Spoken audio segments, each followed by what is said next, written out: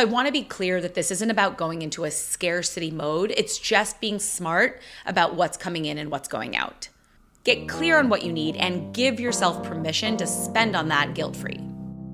Who the f am I to tell you what to do with your money? My name is Priya Malani, currently managing millions of hardworking dollars. Enough foreplay. Let's talk Money. Welcome to the F word. Smart money. No bull. Hey guys, Priya here. Welcome back to the F word. Today I'm talking about what to do if you get laid off or you suspect it might be coming. If you're navigating a layoff right now or just want to be better prepared for whatever comes next, know this. This situation does not define you. If you've recently heard words like company restructure, budget realignment, or we're going in a different direction, you're not alone. We've seen a wave of layoffs across tech, finance, media, industries filled with high-achieving professionals who never expected to be in this position. And if you're feeling a mix of panic, shame, or what the fuck do I do now, this episode's for you. I'm going to talk about what to do immediately, how to stabilize your finances, and how to use this moment, yes, even this moment, to financially reset. Let's get into it. So, and I am not a therapist, but this feels like something they would say. Start by taking a breath. Just pause before you do anything. Definitely before you panic. Do not panic. Okay, that's not helpful. But the pause is about pausing to take inventory, to evaluate what you do have going for you. Because so many times we miss what's right in front of us. So unless you take a second to just pause and take a look at what's going on around you, you won't be able to make the best choice. That can be reaching out to your network and having contacts that could be valuable towards your next step. It could be understanding what your financial inventory looks like. Where can you pull from to stabilize this period in time, because that's what it is. And maybe, just maybe, I was actually just talking to somebody who said this, you already have runway that allows you the freedom and more time than you even dreamed of to play offense instead of defense. So do not scramble, do not make decisions from a place of fear. I also just want to call out that these are the exact times that your emergency fund is for. I cannot tell you how many times, even clients who we walk through this will be hesitant to touch their emergency fund because it's almost as if they think of that as a backup to the backup. No, this is your backup. Your emergency fund is exactly for life's curveballs, and a temporary moment when you're out of work and not receiving income is exactly that. Okay, so there are a couple things that I want you to do strategically before you actually sever ties completely with your employer. The first thing you need to do is you need to ask about severance. They may not bring it up, but you should ask. You also need to know whether or not your health insurance will be covered temporarily, usually, partially, fully. So get that information. That's really going to be helpful as far as what your next steps may look like. Okay, the next thing you're going to do is you're going to file for unemployment. Even if you have savings, even if you have runway, you should file for unemployment. That's the safety net you earned by working. And this last one is something I've already brought up, but audit your cash reserves, right? So what do you have available to you? Do you have equity in your home that you can pull from? Obviously, your emergency fund, that's your first line of defense. We've talked about this. Know how many months worth of living expenses you have on hand so you don't have to rush. If you end up with, oh, wow, look, between everything that I've done so far, I have about 6 months worth of my reserves built up. Cool. You don't have to jump into the first job you get immediately. You have some time. You've bought yourself some time, and that is a beautiful thing. The next thing I encourage you to do is audit your expenses. When we're receiving income, we're not thinking too hard about day-to-day lifestyle, but when you're in a situation where you don't know when your next paycheck is coming in, you want to take a look at, okay, what's going out? Now that nothing's coming in, where can I cut back? There will always be a few spots you can cut back. Probably not everything, especially if you have more complex situation, maybe someone dependent on your income, kids, significant other, whatever that looks like for you.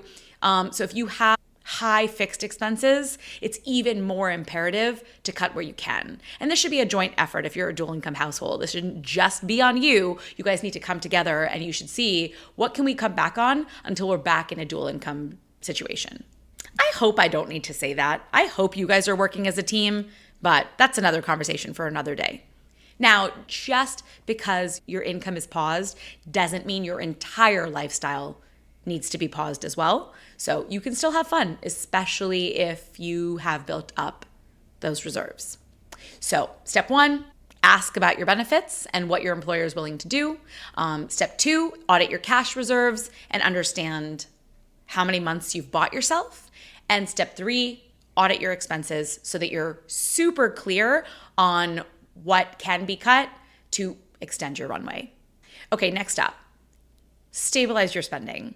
So if you don't already know your magic number, go back to one of my previous episodes where I walk you through how to get your magic number, which is the lifestyle you can actually afford. So if you don't know your magic number, this is the time to get one. The easiest way to back into your magic number is to use reverse budgeting. With reverse budgeting, you want to add up your fixed expenses. These are the things that you can't turn off very easily. Income is shifted, but this stuff still has to get paid, right? Your bills, your utilities, your cell phone, gas, groceries. So add up your fixed expenses and know what that number is. The next component of your magic number is your negotiable goals and savings. So realistically, you're probably going to temporarily pause these. These are things like saving for a trip next year, saving up for any of your other sub-savings that you might be doing, whether it's short-term goals or things that are happening throughout the year. Pause that, and that will help update your magic number to reflect your new situation, which is that you no longer have a paycheck coming in. So fixed expenses, locked and loaded.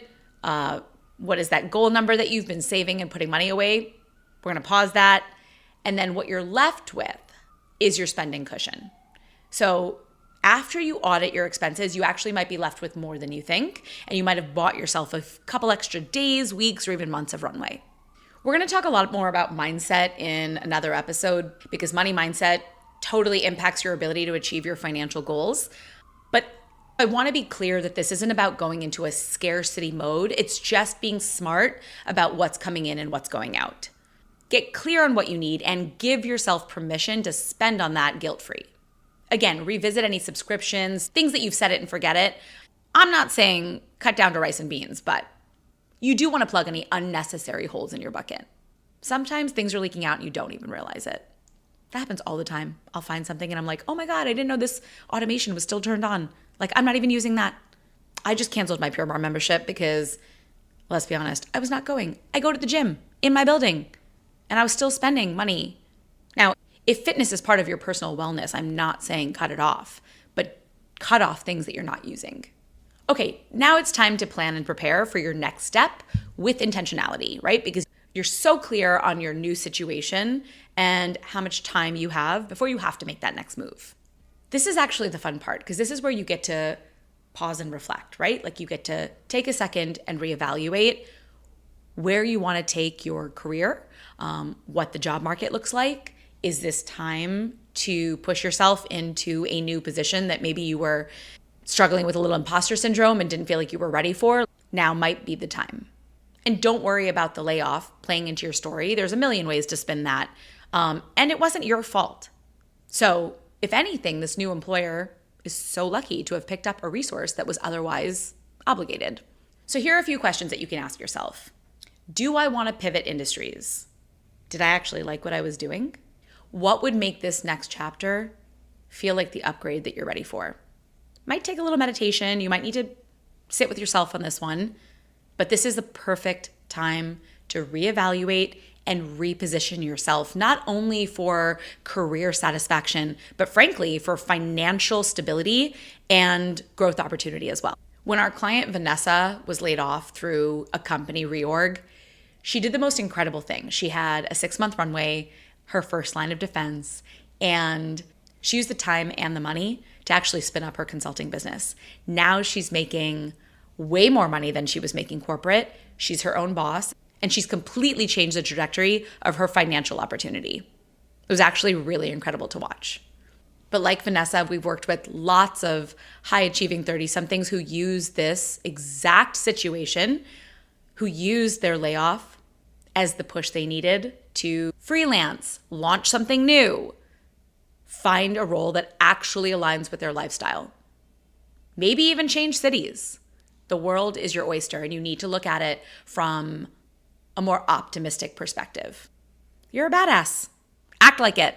All of this subliminally points to the fact that having a plan in place for your money can afford you the opportunity to take advantage of a moment like this, right? Like, it doesn't matter how much money you have, no matter how much money you have, if you have a plan in place, you're gonna have a lot more control over your next step. The next thing I wanna talk about is earlier I mentioned that you were going to evaluate your expenses and cut out anything that was non-essential and maybe even pause your saving. So I want to talk about that for another second because it's a little bit more nuanced than that. I definitely don't want you to stop everything until you've evaluated it. So don't abandon your plan completely. You might just need to adjust it. If you've had a plan in place and you've built yourself a runway, then going cold turkey on your mid and long-term goals may not need to happen.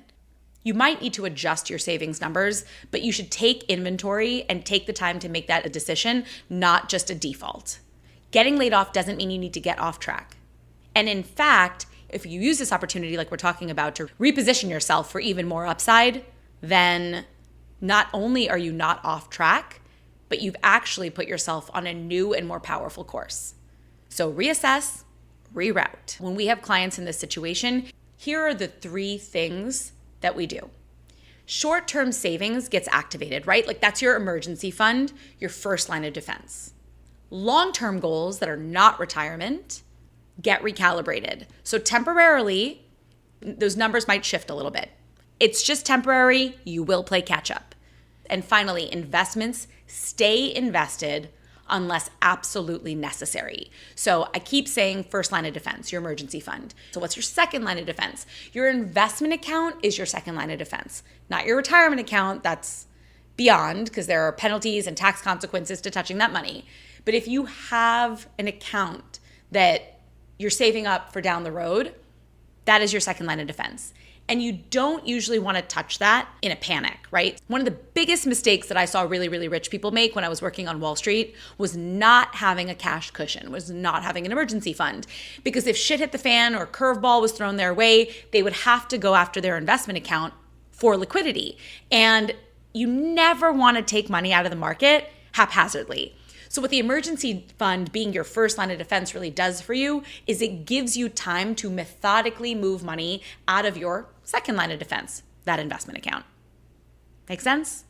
Again, you shouldn't touch your investment account unless it's absolutely necessary. Don't panic sell your portfolio. Think of it as your last resort.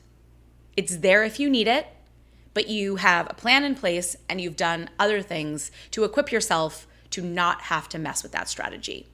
Above all, going back to the very first thing we talked about, stay strategic, right? Look at the numbers, tweak the plan, and move forward strategically, not emotionally. Sometimes I feel like the financial world makes it seem like you have to be perfect all the time. Like people who are financially savvy are just somehow magically all put together. Yeah, no, that's BS.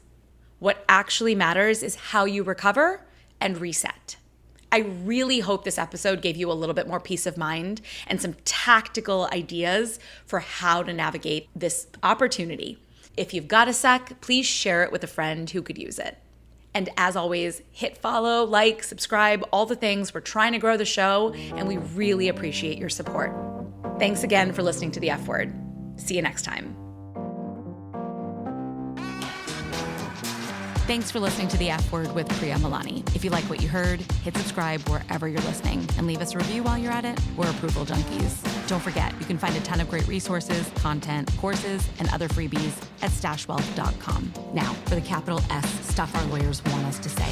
StashWealth is a registered investment advisor. Content presented is for informational and educational purposes only and is not intended to make an offer or solicitation for any specific securities, product, service, or strategy. Consult with a qualified investment advisor, that's us, before implementing any strategy. Investing involves risk, including the loss of principal. Past performance does not guarantee future results. There, we said it. Did I have that up?